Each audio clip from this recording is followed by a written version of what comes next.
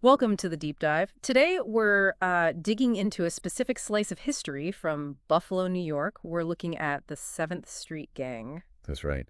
We've got some detailed source material here, excerpts covering their beginnings, their criminal activities, and how law enforcement eventually stepped in. Exactly. Think of this as a way to get up to speed quickly on a really significant case study of gang activity in the U.S. We'll hit the key facts, maybe some surprising details, but keep it focused. And it's more than just one gang story, isn't it? It really opens a window onto, well, organized crime dynamics, how these groups operate, the impact on communities. Yeah, and the legal responses. So our goal here is to really pull out the essential information for you and understand why this particular story is, well, worth knowing. Okay. All right, so let's get into it. The 7th Street Gang, it really gets going around the year 2000. And the key figure, initially anyway, is Efrain Hidalgo, known as Checo. Right. And what's interesting is he didn't, take over an existing structure right away. He started his own thing first. Checo's crew, yeah. Exactly, Checo's crew.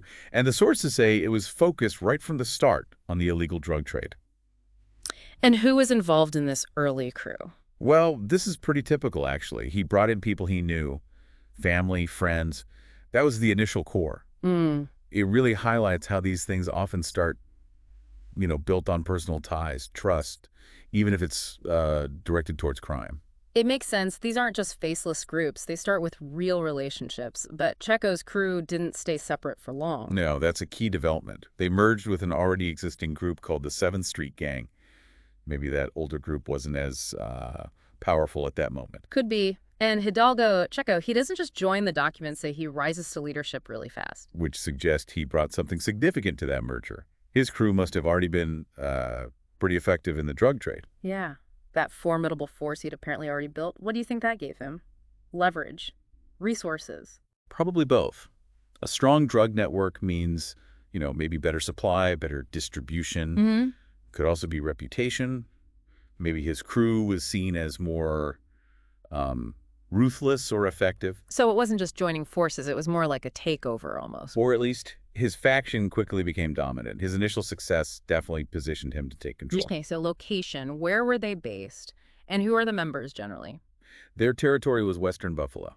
Mm-hmm. And the sources mentioned the gang was predominantly Hispanic. Right, and they had an alliance. Yeah, an alliance with the Latin Kings is mentioned. That points to potentially, larger network. What does that kind of alliance usually mean? Shared turf? Backup. It could be any of those things. Yeah. Shared resources, maybe agreeing on territory boundaries, mutual defense against rivals. Mm-hmm. Sometimes there's even a kind of hierarchy, though we don't have specifics on that here. It suggests they weren't operating in total isolation. Okay, let's talk activities. The core, as you said, was the drug trade. Definitely. Cocaine, heroin, marijuana, crack cocaine.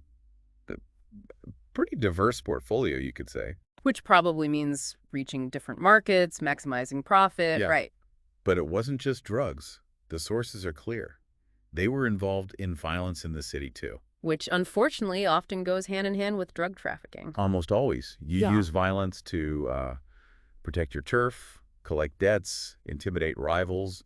It's a brutal part of that business model. And that violence really seems to ramp up with their rivalry against the 10th Street Gang. Oh, yeah. That rivalry was intense. The sources specifically point to 2009 as a year where things really flared up. A surge in violence. A big one. Numerous shootings.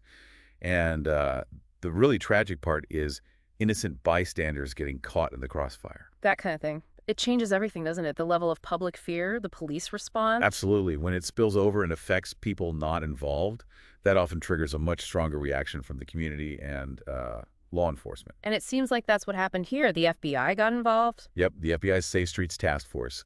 The escalating violence brought that federal attention. And they brought out a pretty heavy legal tool, RICO, the Racketeer Influenced and Corrupt Organizations Act. That's a game changer in these kinds of cases. Why is RICO so effective against gangs like this? Well, instead of just prosecuting one person for one crime, RICO lets prosecutors target the entire criminal enterprise.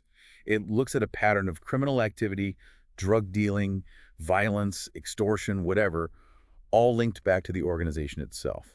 So you can go after the leaders, not just the foot soldiers. Precisely. It allows them to hold the people at the top accountable for the actions of the whole group, for orchestrating that pattern of crime. And we start seeing the results of that pressure.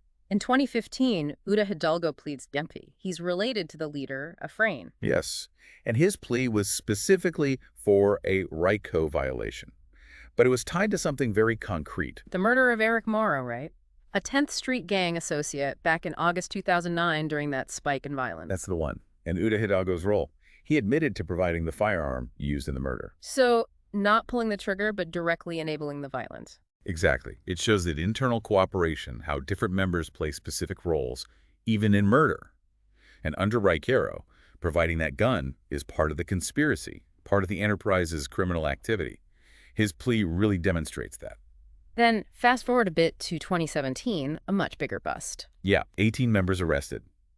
This was related to another murder, Raquan Lloyd, which happened earlier, back in November 2008. And this time the connection goes right to the top. Right to the top. The leader, Efrain Checo Hidalgo himself, was directly implicated in Lloyd's murder. What's the significance of the leader being, hands-on involved in a killing like that? It says a lot about the nature of the organization. It wasn't just him giving orders from afar, apparently. Direct involvement like that reinforces control, sends a message internally. And externally, too, probably. Absolutely. And for the prosecution, proving the leader's direct hand in violence is obviously a huge step towards dismantling the whole structure. So the sources frame the period from 2000 to 2012 as when this gang was really a major driver of violence on Buffalo's west side. Yeah, over a decade of significant impact. And Efrain Hidalgo. He was eventually sentenced on those RCO charges. The documents mention it was for his role in multiple murders and attempted murders. We don't have the exact number here, but it sounds substantial. It definitely implies a pattern of serious, repeated violence attributed to his leadership and the gang's activities over that period. So his conviction and sentencing were basically the culmination of that long-term investigation using ARCO. Pretty much. ARCO? It shows that sustained law enforcement focus, using tools like ICO, can eventually bring down even the leaders of these entrenched organizations, holding them accountable for that whole span of criminal activity. Okay, so let's try and wrap this up. What are the main takeaways here from this deep dive into the 7th Street Gang? Well, we've seen the whole arc, haven't we?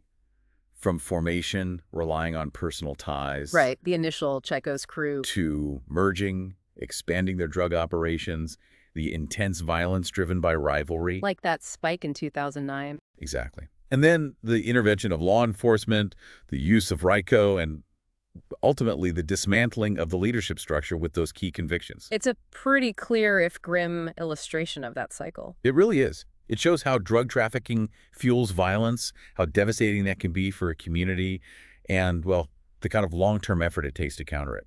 So for you listening, this specific story of the 7th Street Gang gives you a concrete example, a case study, really. Yeah, a case study of how these groups work, the real-world consequences, and how the justice system responds.